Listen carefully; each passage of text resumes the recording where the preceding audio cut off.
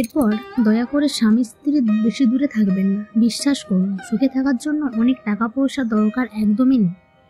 দরকার আপনার ভালোবাসায়। জীবন থেকে যে একটা সেকেন্ডও চলে যায় সেটা আমার আর কখনো ফিরে পায় না। আর আপনি বছরের পর বছর স্ত্রী সন্তান রেখে বহুদূর পরে আছেন। এটা কি জীবন? কোথায় সুখ? কোথায় আপনার স্ত্রীর জন্য ভালোবাসা? কোথায় সন্তানের জন্য স্নেহ? হ্যাঁ, টাকা পয়সা জীবনের অনেক দরকার, কিন্তু ভেবে দেখেন তো, সারাদিনে 300 টাকা রোজগার করা মানুষটা যখন দিনের শেষে বাসায় ফিরে তার সামনে পানি দেওয়ার জন্য একজন মানুষ আছে। সে রাতে তার স্ত্রী সন্তানদের পাশে ঘুমাতে পারে, তার অসুস্থ তার স্ত্রী তাকে সেবা করে, আর তার সন্তান দূর থেকে তাকে দেখে দৌড়ে এসে কোলে ওঠে। পুরো নারীর জীবন থেকে এমন সময় কেড়ে নেবেন না যে সময়টা সে শুধু আপনাকে কাছে যায়।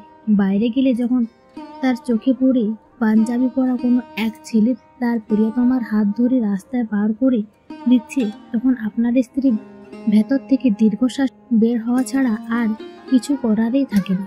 আপনি সারাদিন মাথায় ঘাম পায়ে ফেলে টাকা রোজগার করে বউকে দামি শাড়ি আর গয়না পরিয়ে গেলেন, কিন্তু যে সময়গুলো আপনারা হারিয়েছেন সেটা আর আসবে না কোনোদিন।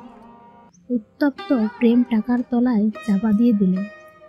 আপনার সন্তান যখন দেখে কোনো বাবা তার ছেলেকে রঙিন বেলুন কিনে দিচ্ছে, তখন সে আপনাকে খোঁজে।